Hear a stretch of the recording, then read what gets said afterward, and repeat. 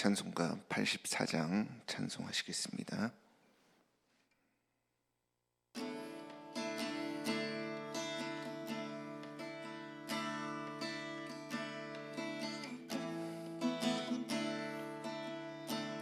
온 세상이 캄캄하여서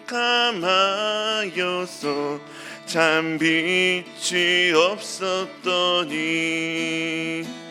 그 빛나는 영광 나타나 온 세상 빛이었네.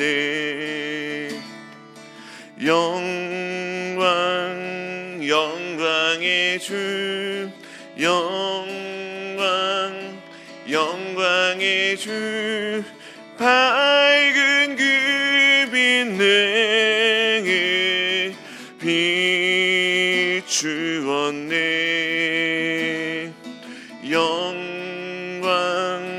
영광의 주,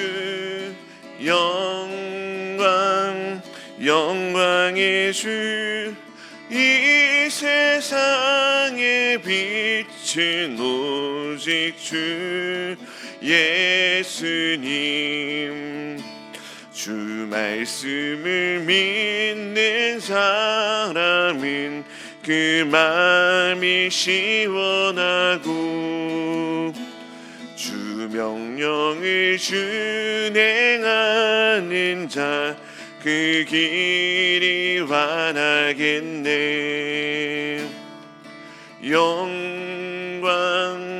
영광의 주, 영광의 주, 밝은 그 빛 내게 비추었네.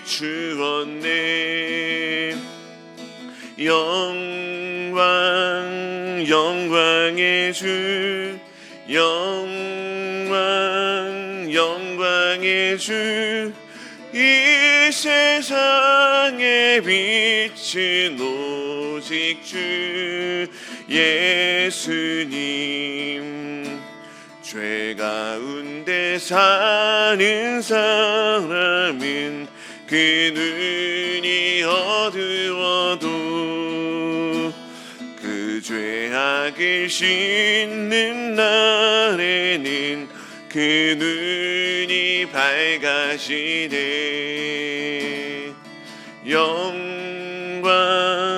영광의 주, 영광의 주, 밝은 그 빛 내게 비추었네. 영광의 주, 영광의 주, 이 세상의 빛은 오직 주 예수님. 빛 되신 하나님 감사합니다. 어두운 세상을 밝히며 오늘도 새로운 한 날을 허락하심으로 복된 날을 살게 하신 하나님 아버지 은혜에 감사하며 하나님의 영광을 나타내는 아름다운 날이 될 수 있도록 인도하여 주옵소서. 저희의 입술을 주장하여 주시고 저희의 발걸음을 인도하여 주시고 저희의 행함 가운데 동행하여 주옵소서. 우리의 모든 것들이 하나님의 의를 드러내게 하시고 하나님의 영광의 빛을 비추는 아름다운 일들이 될 수 있도록 하나님 우리를 다스려 주옵소서. 오늘도 하나님의 말씀을 사모하며 하나님의 전 앞에 서는 많은 성도들 앞에 하나님 기억하여 주시고 그 성도들이 하나님의 말씀을 통해 주님을 만나는 그런 만남의 은혜가 있는 날이 되게 하여 주옵소서. 우리의 심령의 어두운 것들이 주님의 말씀의 빛으로 환하게 밝혀지고 환하여져서 따뜻해지는 그러한 삶의 은혜가 있게 하여 주옵소서. 하나님의 말씀을 대할 때 겸손하기를 원합니다. 겸손하게 하나님의 말씀을 듣고 그 말씀을 따르기에 힘쓰고 애쓰는 저희들 모두가 될 수 있도록 인도하여 주옵소서. 예수 그리스도의 이름으로 기도드리옵나이다. 아멘. 오늘 우리에게 주시는 하나님의 말씀은 요한복음 12장 12절에서 19절까지의 말씀입니다.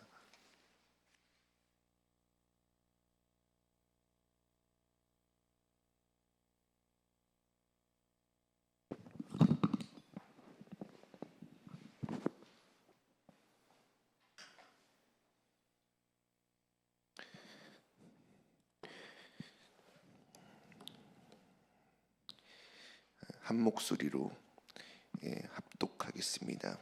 그 이튿날에는 명절에 온 큰 무리가 예수께서 예루살렘으로 오신다는 것을 듣고 종려나무 가지를 가지고 맞으러 나가 외치되 호산나 찬송하리로다. 주의 이름으로 오시는 이 곧 이스라엘의 왕이시여 하더라.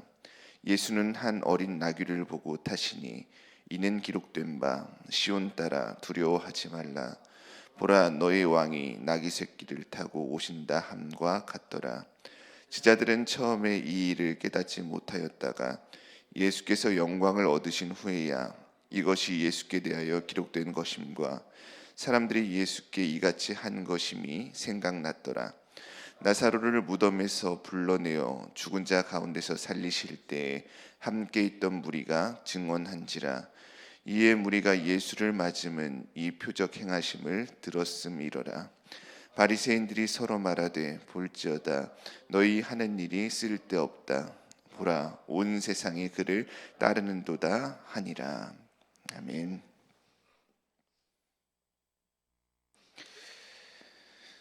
오늘 함께 봉독한 본문은 사복음서에 모두 기록되어 있는 말씀입니다.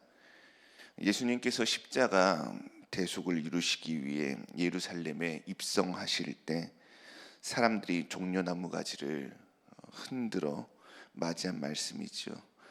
12절을 보면 그 이튿날에는 이라는 말로 예수님의 예루살렘 입성 이야기를 시작하고 있습니다.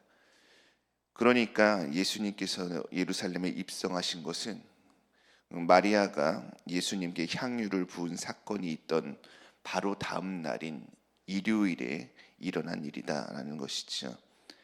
이튿날, 헬라어로 에파우리온이라고 하는 이 단어는 신약 성경에 총 17번 기록되어진 말씀입니다. 이 단어는 역사서인 사도행전에 10번 나오고 또 마태복음과 마가복음에 한 번씩 나오고 나머지 5번은 모두 다 요한복음에 나와 있습니다. 요한복음에 이튿날이라는 이 단어가 많이 기록된 이유가 무엇일까요? 그것은 복음서의 저자들이 복음서를 기술하는데 각각 가진 특징이 있는데 요한은 이 요한복음을 기록할 때 많은 경우에 시간적 순서에 따라서 말씀을 기록하려고 애썼기 때문에 그렇습니다. 오늘 본문에 에파우리온이라는 이튿날이라는 단어가 쓰인 것도 그러한 이유에서 그렇다라고 볼 수가 있는 것이죠. 그런데 오늘 본문 말씀에 나오는 에파우리온은 이 말이 쓰인 것은 단순히 시간적 순서에 따라 복음서를 기록하려는 요한의 습관 때문만은 아닙니다.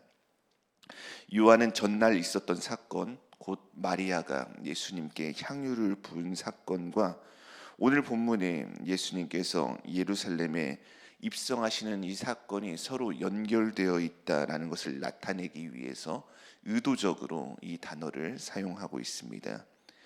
마리아가 향유를 부은 것은 예수님의 그 장례를 준비하는 일이었고, 예수님께서 예루살렘에 입성하신 것은 십자가 대속을 위해서 예수님께서 죽음의 현장으로 나오시는 일이었습니다.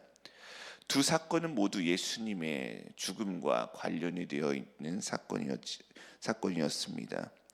그래서 요한은 그 이튿날에는 이라고 말하며 앞에 일어난 사건과 오늘의 사건을 연결시켜서 보게끔 우리에게 일러주고 있는 것입니다. 유월절 명절을 지키러 예루살렘에 온 많은 사람들은 예수님께서 예루살렘으로 오신다라는 소식을 듣고 손에 종려나무 가지를 들고 예수님을 맞으러 나갔습니다. 구약의 전통에서 이 종려나무 가지는 의인이나 이스라엘의 통치자를 상징합니다. 그들은 예수님을 바라볼 때 의인으로 또 이스라엘의 왕으로 통치자로 여기면서 설레는 마음으로 예수님을 맞으러 나갔던 것이지요. 예수님을 맞으러 나간 많은 이들은 호산나 찬송하리로다, 주의 이름으로 오시는 이 곧 이스라엘의 왕이시여라고 예수님을 향해 외쳤습니다. 여기서 외치다라는 말로 기록된 단어가 헬라어 카이 에크라우존인데 직역하면 그들이 크게 소리 지르기 시작하였다라는 뜻입니다. 인기 있는 연예인들이나 가수들을 보면 젊은 청년들, 10대들이 열광하면서 소리를 지르죠. 마치 그것처럼 많은 사람들이 예수를 향해 그렇게 환호하고 소리를 질렀다라는 것입니다. 그런데 그렇게 예수님을 향해 환호하고 소리를 지르던 그들은 예수님을 향한 바른 믿음을 가지고 있었는가? 그런데 그것은 대부분 그렇지 않았다라는 것이죠. 그들은 예수님이 어떤 분이신지도 잘 모르는 상태에서 예수님을 향해 환호했습니다. 이들 중 대다수는 나중에 예수님을 향해서 십자가에 못 박으라고 소리친 무리가 되었기 때문에 그렇습니다. 우리는 믿음이 없이도 할 수 있는 것들이 많이 있습니다. 믿음이 없이도 예수님을 향해 열광할 수 있죠. 믿음이 없이 주님을 찬송할 수도 있습니다. 우리는 믿음이 없어도 주님의 이름을 부를 수가 있습니다. 믿음이 없어도 전도할 수 있어요. 믿음이 없이도 기도도 할 수 있습니다. 믿음이 없어도 우리는 남들이 보기에 그럴듯하게 신앙생활을 해나갈 수도 있습니다. 그런데 믿음이 없으면 못하는 것이 있어요. 그것이 무엇일까요? 믿음이 없으면 우리는 하나님을 기쁘시게 하지 못합니다. 히브리서 11장 6절에 이렇게 말씀합니다. 믿음이 없이는 하나님을 기쁘시게 하지 못하나니 하나님께 나아가는 자는 반드시 그가 계신 것과 또한 그가 자기를 찾는 자들에게 상 주시는 이심을 믿어야 할지니라. 믿음이 없이는 하나님을 기쁘시게 할 수 없습니다. 하나님께서는 우리의 중심을 보시고 우리의 모든 것을 아시는 분이시기 때문에 그렇죠. 저와 여러분의 삶이 하나님께서 기뻐하시는 그 믿음의 삶이 되기를 소망합니다. 찬송을 하더라도 한 절을 부르더라도 믿음으로 찬송하고 1분을 기도한다 하더라도 믿음을 가지고 기도하는 저와 여러분이 되기를 바랍니다. 주님께서 나와 함께 하신다라는 분명한 믿음을 가지고 주님과 동행하며 생명을 살리는 삶을 살아감으로 하나님의 기쁨이 되는 저와 여러분의 삶이 되기를 주님의 이름으로 축복합니다. 14절입니다. 예수님께서는 한 어린 나귀를 보고 타셨습니다. 여기서 보고라는 말은 헬라어로 휴론이라는 단어입니다.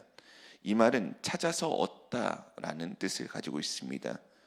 그러니까 예수님께서는 하나님께서 선지자를 통해 미리 말씀하시고 예배해 두신 한 어린 나귀를 길에서 우연히 발견해서 탄 것이 아니다라는 것입니다. 예수님은 그것을 직접 찾아서 얻으셨다라는 말씀이지요. 하나님께서 우리를 위해 예배해 두신 것들이 있습니다. 은혜와 복을 예배해 두셨어요. 그런데 그것은 우리가 우연히 그냥 가만히 신앙생활하면서 살다가 발견할 수 있는 것이 아닙니다. 가만히 있는 우리에게 그냥 떨어지는 것이 아니지요. 우리가 힘써 찾을 때 하나님께서 우리에게 예배해 두신 그 은혜를 우리는 발견할 수가 있고 그 복을 누릴 수가 있는 것입니다. 예수님께서는 마태복음 11장에 뭐라고 말씀하셨습니까? 천국은 침노하는 자가 빼앗는다 라고 말씀을 하셨죠. 또 요한복음 16장 24절에 예수님께서 이렇게 말씀하셨습니다. 지금까지는 너희가 내 이름으로 아무것도 구하지 아니하였으나 구하라 그리하면 받으리니 너희 기쁨이 충만하리라. 아멘. 저와 여러분 모두가 믿음으로 하나님께 구하는 성도들이 되었으면 좋겠습니다. 믿음으로 구하는 것, 그것은 우리가 기복신앙을 갖는 것이 아니죠. 이것은 하나님의 말씀을 따르는 거예요. 믿음으로 간절히 구할 때 하나님께서 예배해 두신 복과 은혜를 누릴 수가 있습니다. 기쁨 충만한 삶을 살아갈 수가 있는 것이지요. 하나님의 말씀을 믿음 가운데 기도하고 구하면서 기쁨 충만한 복된 삶을 살아가는 저와 여러분이 되기를 소망합니다. 많은 유대인들은 예수님을 환호하면서 이스라엘의 왕이시여라고 찬송을 하였습니다. 그런데 그런 환호를 받고 입성하시는 예수님은 사람들의 그 왕이라는 그 찬송에 어울리지 않는 어린 나귀를 타고 예루살렘에 입성을 하셨습니다. 본문에 나온 어린 나귀라는 말은 헬라어 원어로 본다면 오나리온이라는 단어입니다. 이 말은 나귀 새끼일 뿐만 아니라 그 나귀가 지극히 보잘것없었다라는 뜻을 가지고 있습니다.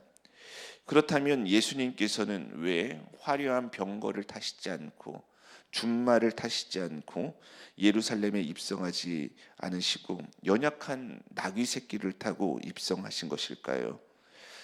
그것은 15절에 말씀하고 있는 것처럼 하나님께서 오래전에 선지자 스가랴를 통해서 이스라엘의 왕이 나귀 새끼를 타고 오리라고 예언해 두셨기 때문에 그렇습니다. 그래서 예수님께서는 하나님의 예언과 뜻을 성취하시기 위해서 나귀 새끼를 타고 겸손한 모습으로 입성을 하셨던 것이지요. 예수님의 삶에 있어서 가장 우선시 되었던 것은 무엇입니까? 그것은 권력과 물질, 성공과 안위가 아니라 가장 우선이 되었던 것은 하나님의 말씀이었습니다. 예수님은 하나님의 말씀을 성취하기 위해서 이 땅에 오셨고 하나님의 말씀에 순종함으로 그 뜻을 이루어 가셨습니다. 하나님의 말씀대로 삶을 살아가셨던 예수님의 모습처럼 우리의 삶도 하나님의 말씀을 따라 한 걸음 한 걸음 나아가는 그런 삶이 되었으면 좋겠습니다. 우리의 욕심을 내려놓고 이기적인 마음과 명예욕, 자존심을 내려놓고 하나님의 말씀에 순종하면서 겸손하게 삶을 살아내는 우리들 모두가 되기를 소망합니다. 16절 말씀입니다.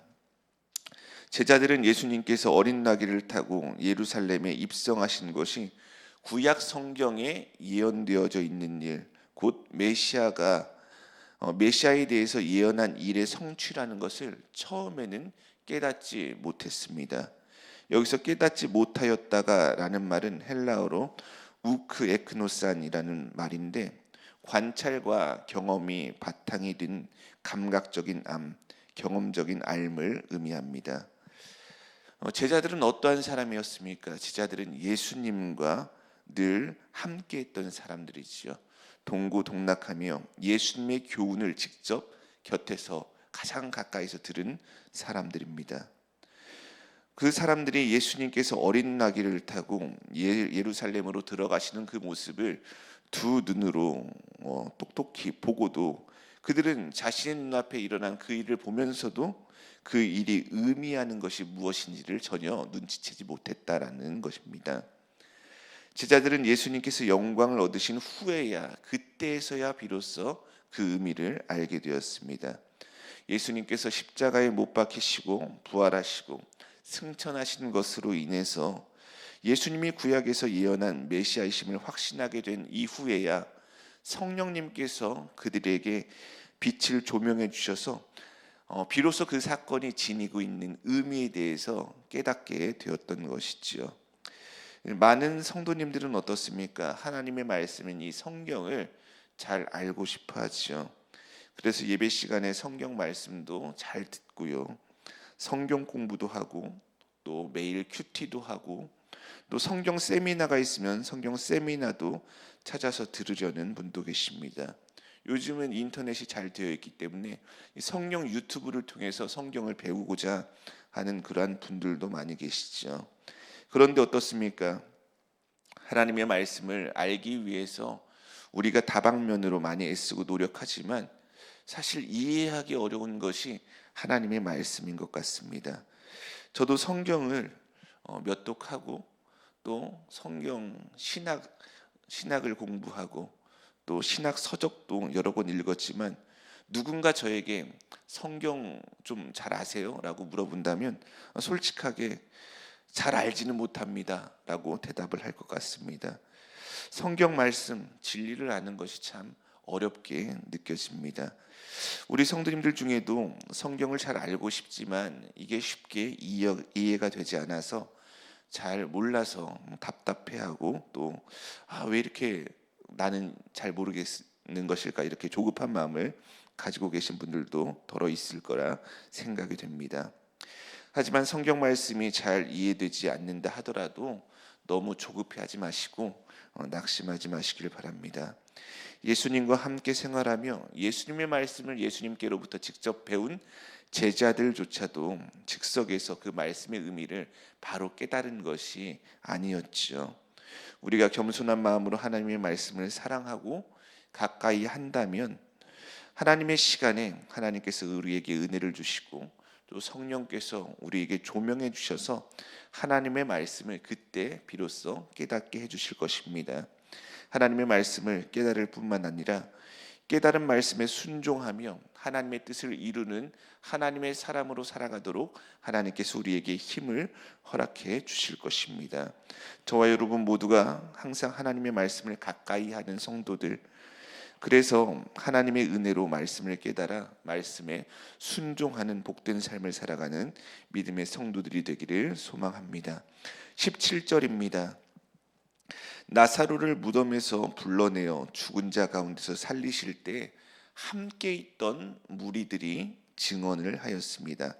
여기서 증언한지라라는 말은 헬라어로 에마르튀레이라는 단어인데 어떤 사실에 대해서 증인이 되었다, 어떤 사람에게 유리하도록 사실을 확증해 주었다라는 뜻입니다.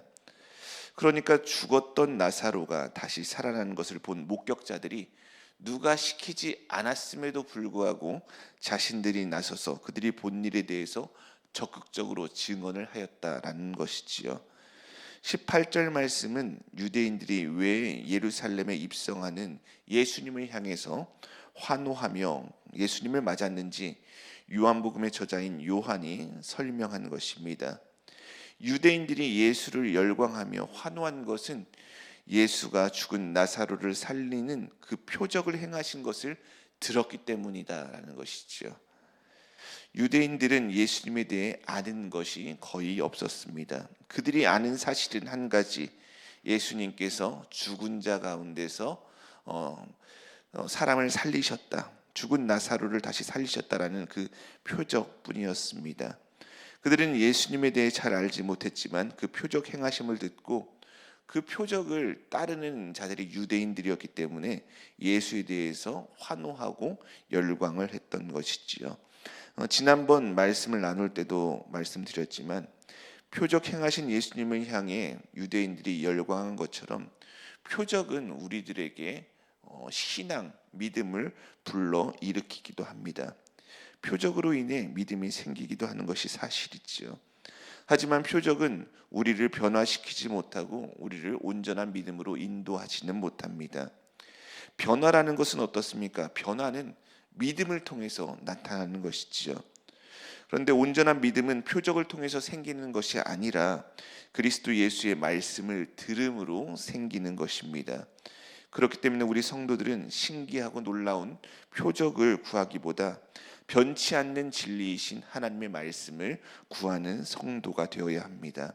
하나님의 말씀을 가까이 해야 하는 것이지요. 물론 우리가 조금 전 말씀드린 것처럼 하나님의 말씀을 가까이 한다고 단번에 하나님의 말씀을 모두 다 잘 이해하거나 쉽게 알게 되는 것은 아닙니다. 하지만 하나님의 말씀을 사랑하고 그 말씀을 가까이 할 때 성령의 조명으로 말씀도 깨달아지고 믿음도 생기게 되는 것이지요. 저와 여러분 모두가 하나님의 말씀을 날마다 가까이 함으로 하나님의 은혜로 조금씩 주님을 깊이 알아가는 그러한 성도들이 되길 소망합니다. 그리고 주님을 알아가는 그만큼 주님을 또한 닮아가는 삶을 살아가는 우리들이 되었으면 좋겠습니다. 19절 말씀입니다. 바리새인들은 온 세상이 예수님을 따르는 것을 보고 서로 말을 했습니다. 너희 하는 일이 쓸데없다. 표적을 보고 예수님을 따르는 사람들이 너무나 많았기 때문에 예수님을 우리 힘으로 이게 막을 수 없구나라는 것을 깨닫고 좌절하면서 서로 말을 했던 것이지요. 바리새인들은 어떠한 사람이었습니까? 그들은 율법에 대해서, 하나님의 말씀에 대해서 누구보다도 잘 알고 있는 사람들이었습니다. 죽은 자까지도 살리시는 예수님의 모습을 보고 예수님이야말로 하늘에서 하나님께서 보내신 메시아구나라는 것을 그들이 알아챘을 수도 있습니다. 하지만 그들은 자신들의 권력과 지위를 지키고자 끝까지 진실을 외면했던 것이지요. 생명의 길이 눈앞에 있습니다. 바로 앞에 있어요. 많은 사람들이 그 생명의 길을 눈치채고 사람들이 예수님을 따라갑니다. 그럼에도 그때에도 불구하고 그들은 예수님을 붙잡지 않은 것이지요. 이 세상에는 예수님을 몰라서, 예수님에 대한 진리를 알지 못해서 생명의 길로 나아가지 못하는 분들이 계십니다. 하지만 예수님을 알면서도, 예수님을 알고 있는데 교회를 다니고 신앙생활을 하고 있음에도 불구하고 내 욕심을 내려놓지 않아서 생명의 길로 적극적으로 나서지 않는 그러한 사람들도 있어요. 하나님의 말씀을 알면서도 내 욕심 때문에 혹은 내 자존심 때문에 말씀을 따르지 않고 일부러 말씀을 피하고 외면하는 그러한 사람들도 있습니다. 저와 여러분 모두가 나의 욕심 때문에, 나의 자존심 때문에 진리를 외면하지 않기를 소망합니다. 자기를 부인하며 예수님을 따르는 사람들, 힘들고 어렵지만 좁은 문, 좁은 길이지만 우리 앞에 보이는 그 길이 생명의 길임을, 진리임을 믿고 그 믿음으로 한 걸음 한 걸음 발을 내딛고 우리가 함께 주님 앞으로 나아가는, 생명의 길로 나아가는 우리 성도들 모두가 되기를 주님의 이름으로 축복합니다. 오늘 기도하실 때는 우리 가정을 위해서, 또 일터교회를 위해서, 또 우리 성도님들을 위해서 또한 함께 기도했으면 좋겠습니다. 기도하겠습니다. 참 좋으신 하나님 아버지, 진리이신 주님이 우리 앞에 계십니다. 예수님이 우리 안에 계십니다.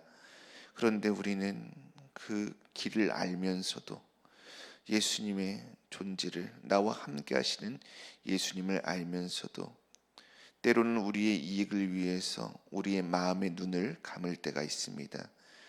일부러 예수님을 보지 않으려 하고 일부러 예수님의 말씀을 듣지 않으려 할 때가 있습니다.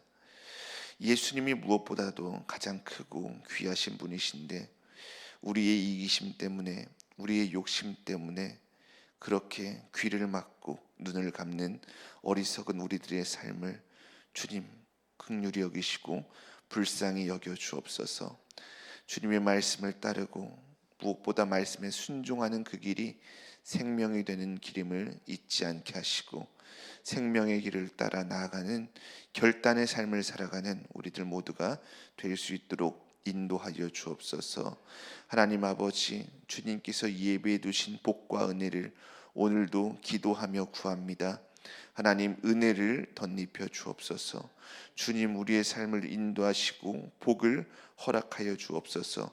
우리가 찾고 구하며 두드리고 나아가오니 하나님 아버지, 적극적으로 주님의 은혜를 구하는 자들에게, 하나님의 사랑을 사모하는 자들에게 사랑을 덧입혀 주시고 은혜를 허락하여 주시고 오늘도 기도한 것들이 우리의 삶 가운데 이루어지는 놀라운 응답의 복을 누리는 저희들 모두가 될 수 있도록 인도하여 주옵소서. 우리 예운교회 성도들의 모든 가정을 위해 기도합니다. 성도들의 가정이 가정 천국이 되게 하여 주옵소서. 그곳에서 하나님의 말씀이 살아나고 그곳에서 찬송이 끊이지 않게 하여 주시옵소서.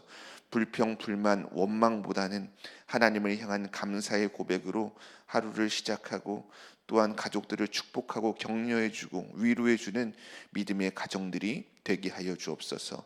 아직 믿지 않는 식구들을 위해서 기도하고 있는 성도들이 있습니까? 하나님 아버지, 성도들의 기도를 들어주시고 성도들의 그 간절한 기도에 응답하여 주셔서 그들을 진리의 길로, 생명의 길로 인도하여 주시옵소서.